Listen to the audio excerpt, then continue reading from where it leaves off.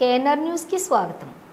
రాష్ట్ర ప్రభుత్వం ఎన్నికలలో ఇచ్చిన హామీ మేరకు తల్లికి వందనం పథకాన్ని కుటుంబంలో ఎంతమంది పిల్లలుంటే అందరికీ ఇస్తున్నామని విజయనగరం జిల్లా బొబ్బిలి స్థానిక శాసనసభ్యులు ఆర్వీఎస్కే రంగారావు అన్నారు.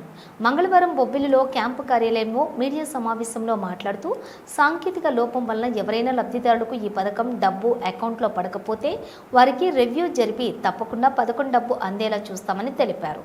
సూపర్ 6 పథకాలను ఒక్కొక్కటిగా అమలు చేస్తూ ఉండటంతో ఓర్వలేని ప్రతిపక్ష వైసీపీ నాయకులు తప్పుడు ఆరోపణలు చేస్తున్నారని, వారి హయాంలో అమ్మఒడి డబ్బులు మాయం చేసినట్లు అందరూ అలానే చేస్తారనుకోవటం అవివేకమని అన్నారు.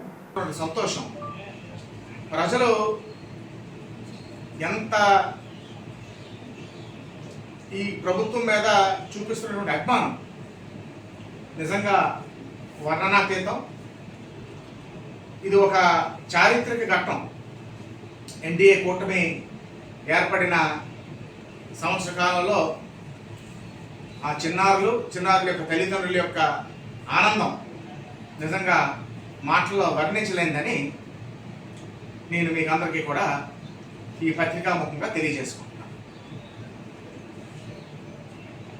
వైఎస్ఆర్ కాంగ్రెస్ పార్టీ నాయకులకి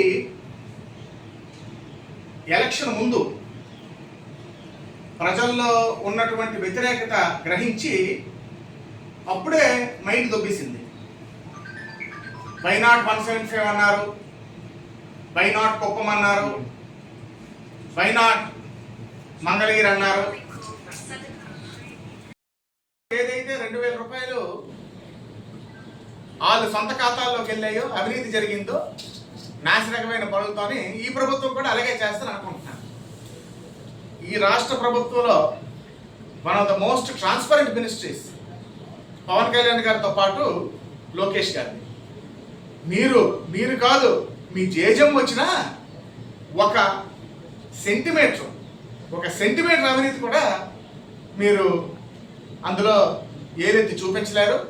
ఏదో అక్కస్తోనే మీరు ఏదైతే సెంటిపేలాపన పేలుతున్నారో దానికి తగిన మూల్యం చెల్లించుకోవాల్సి ఉంటుంది. దాన్ని మీరు నిరూపించకపోతే తప్పకుండా లీగల్గా ప్రభుత్వం ఎవరైతే ఆ విమర్శలు చేశారో వాళ్ళ మీద లీగల్గా ప్రొసీడ్ అయ్యి మరోసారి తప్పుడు ఆరోపణలు చేయడానికి, తప్పుడు పేలాపన పేలడానికి భయపడే విధంగా మేము న్యాయస్థానాన్ని ఆశ్రయించుకోవాలి.